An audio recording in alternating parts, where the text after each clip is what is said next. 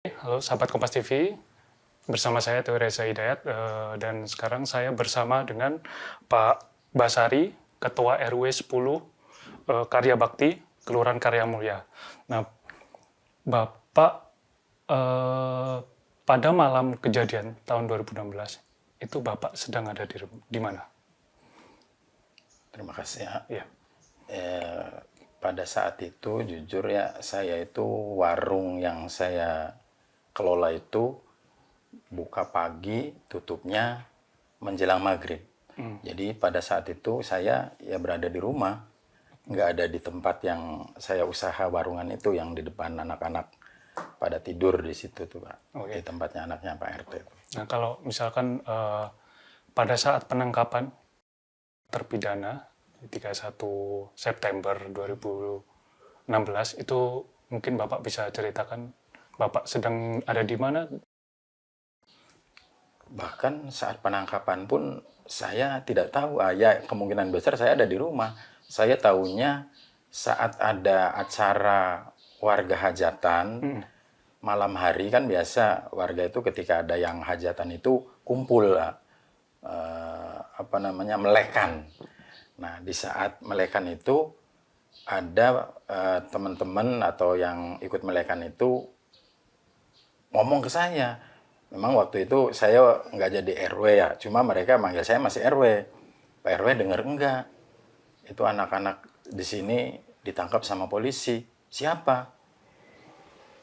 Jaya, Eko, kemudian Dirman, kemudian Ahdi katanya gitu. Terus si Sandi, Saka Tatal. Kenapa? Terlibat geng motor katanya. Astagfirullahaladzim, masa iya sih? Mereka terlibat geng motor, kata saya kan gitu. Saya ya jujur nggak percaya, bukan setengah nggak percaya, saya nggak percaya. Nah itu sebatas itu saya tahu. Waktu malam pas melekan ada warga hajatan, lek-lekan kata orang sini mah gitu. Tuh, jadi saya tahu pas saat lek-lekan itu, kalau kronologis penangkapan atau dibawanya jam berapa, hari apa, jujur saya nggak tahu. Memang saat itu saya nggak menjabat jadi pengurus RW. Oke. Jadi saya itu jadi RW itu tahun 2002, kemudian lanjut sampai tahun 2014. Nah, 4 periode itu saya saya nggak jadi pengurus. Nah, kemudian 2017 saya diajukan lagi menjadi calon pengurus RW periode 2017 sampai 2020. Okay. Itu. Oh, jadi pas penangkapan atau enggak kasus ini terjadi berarti Bapak posisinya bukan ketua RW? Bukan. Oh gitu. Saya warga biasa. Tapi sempat tahu ya Pak, 5 warga ini kenal gitu? Ya kenal banget. Apalagi gue yang namanya Dirman itu. Saya nggak percaya sekali dengan Ananda Dirman. Karena saya tahu persis waktu saya dagang. Kebetulan warungnya itu kan posisinya musola itu sebelah utara. Kemudian si rumah Dirman itu sebelah selatan. Nah, jadi ketika sholat duhur, sholat asar, sholat maghrib, itu Dirman pasti melintas di depan warung saya. Udah jadi kebiasaan? Ya, udah rutinitas dia sholat berjamaah di musola. Itu saya nggak percaya sama sekali bahwa si Dirman itu terlibat hal-hal yang luar biasa biadab, itu saya nggak percaya. Setelah Bapak jadi ketua RW mungkin boleh diceritakan apakah ada langkah mungkin ketemu dengan keluarga atau dengan warga di sini? Ya, memang saya karena ada rasa tidak percaya dengan anak-anak, khususnya warga saya, bahkan itu masih ada family saya yang ditangkap, konon katanya dia anak-anak geng motor, kemudian merkosa saudari Vina gitu kan ya. Saya tetap masih nggak percaya saat itu. Memang sampai sekarang pun saya nggak percaya. Nah makanya begitu saya 2017 dilantik, kalau seingat saya November ya, November tahun 2017, beberapa hari atau minggu setelah berjalannya menjadi RW, saya datang ke masing-masing orang tua si yang terpidana itu. Saya izin ke beliau-beliau dengan bahasa saya, mohon maaf, boleh nggak nih saya mau jenguk anak bapak, saya mau pengen tahu kondisi anak bapak. Nah, mereka alhamdulillah mengizinkan. Oh, jadi bertemu dengan... Bertemu. Kemudian saya berangkat bareng dengan orang tua mereka-mereka yang ada di lapas itu. Kemudian saya dengan bahasa yang sangat merendah, saya menanyakan ke anak-anak yang saya kenal itu. Ya bukan berarti saya nggak percaya ke kalian, kata saya itu. Bahkan mereka tuh bahasanya, ya kalau Wabas nggak percaya, tadi nggak usah kesini, Wak. Bukan Wabas nggak percaya.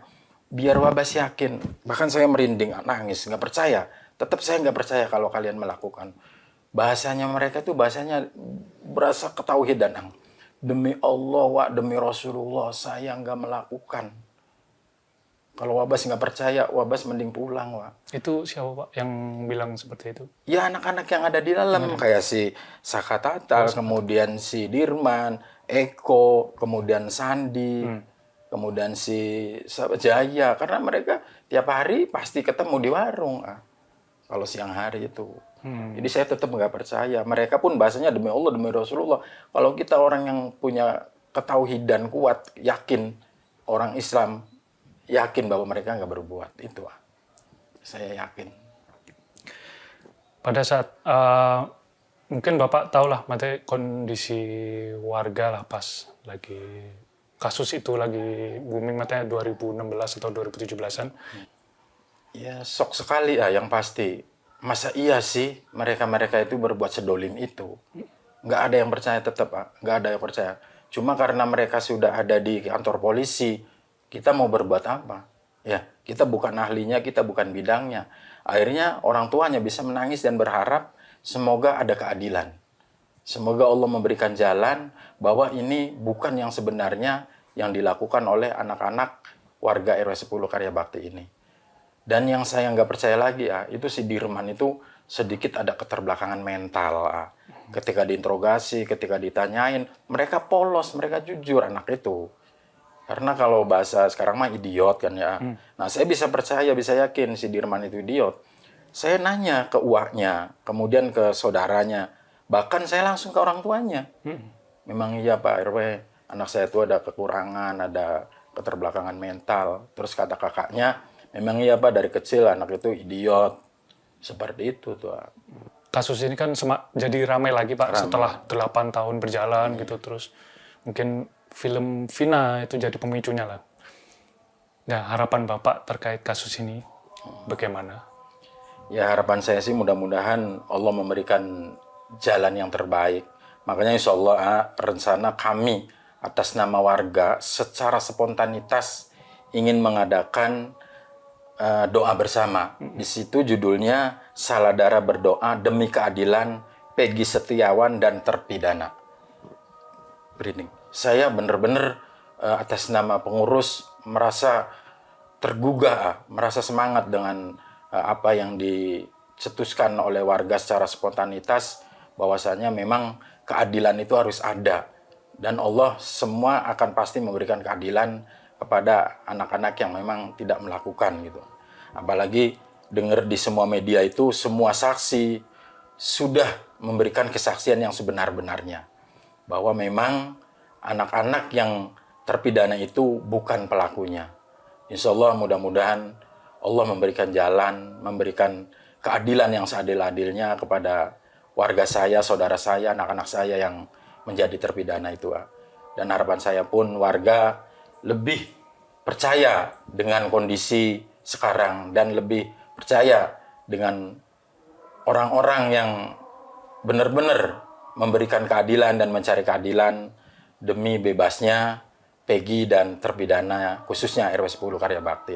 Itu harapan saya. Oke, baik. Terima kasih Pak Basari dari Ketua RW 10 Karya Bakti, Kelurahan Karya Mulia. Oke, sahabat Kompas TV, itu tadi wawancara dengan Pak Basari. Pak Basari pada tahun 2016 menyampaikan bahwa dia tahu bukan Ketua RW waktu itu, tapi mengerti kondisi lingkungan saat itu. Bersama saya, Theo Reza Hidayat dan Rengga, pamit undur diri.